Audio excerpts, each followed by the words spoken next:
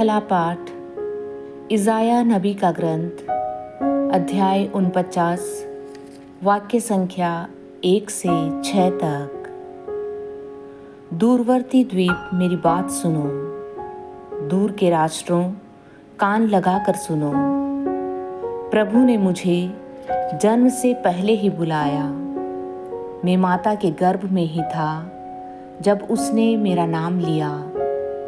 उसने मेरी वाणी को अपनी तलवार बना दिया और मुझे अपने हाथ की छाया में छिपा लिया। उसने मुझे एक नुकीला तीर बना दिया और मुझे अपने तरकश में रख लिया। उसने मुझसे कहा, तुम मेरे सेवक हो, मैं तुम में अपनी महिमा प्रकट करूँगा। मैं कहता था, मैंने बेकार ही काम किया है, मैंने व्यर्थ ही अपनी शक्ति खर्च की है। प्रभु ही मेरा न्याय करेगा, मेरा पुरस्कार उसी के हाथ में है।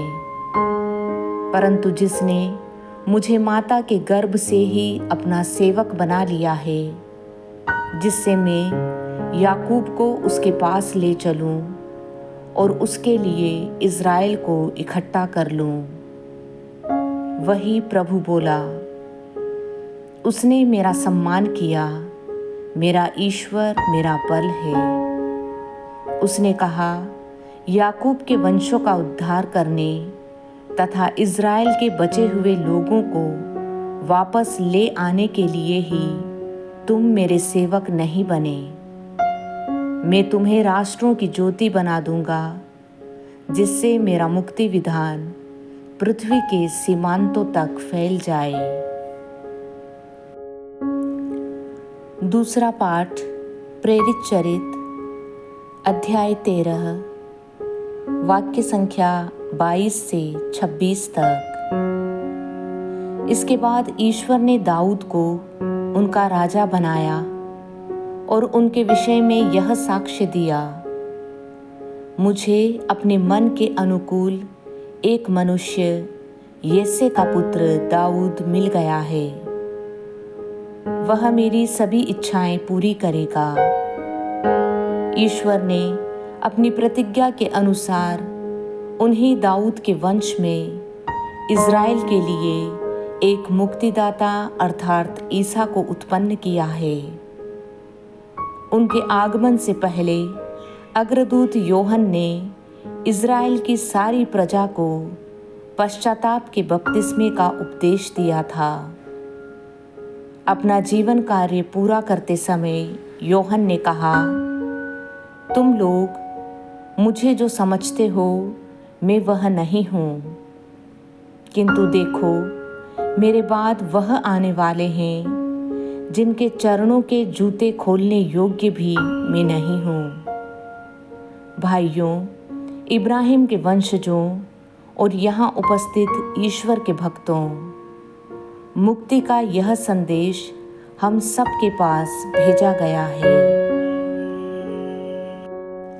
आज का सुसमाचार संत लूकस, अध्याय 1, वाक्य संख्या 57 से 66 और 80। एलिज़ाबेथ के प्रसव का समय पूरा हो गया और उसने एक पुत्र को जन्म दिया।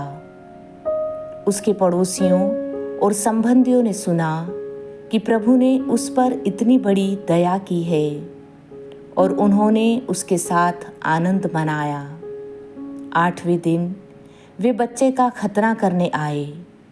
वे उसका नाम उसके पिता के नाम पर जकर्यस रखना चाहते थे, परंतु उसकी माँ ने कहा, जी नहीं, इसका नाम योहन रखा जाएगा। उन्होंने उससे कहा, तुम्हारे कुटुंब में यह नाम तो किसी का नहीं है। तब उन्होंने उसके पिता से इशारे से पूछा कि वह उसका नाम क्या रखना चाहता है। उसने पाटी मंगा कर लिखा, इसका नाम योहन है। सब अचंभे में पड़ गए। उसी क्षण जकर्यस के मुख और जीभ के बंधन खुल गए और वह ईश्वर की स्तुति करते हुए बोलने लगा। सभी पड़ोसी विस्मित हो गए और यहूदिया के पहाड़ी प्रदेश में ये सब बातें चारों ओर फैल गई। सभी सुनने वालों ने उन पर मन ही मन विचार कर कहा, पता नहीं यह बालक क्या होगा। वास्तव में बालक पर प्रभु का अनुग्रह बना रहा। बालक बढ़ता गया और उसकी आत्मिक शक्ति विकसित होती गई। वह इज़राइल के सामने प्रकट होने के दिन तक निर्जन प्रदेश में रहा।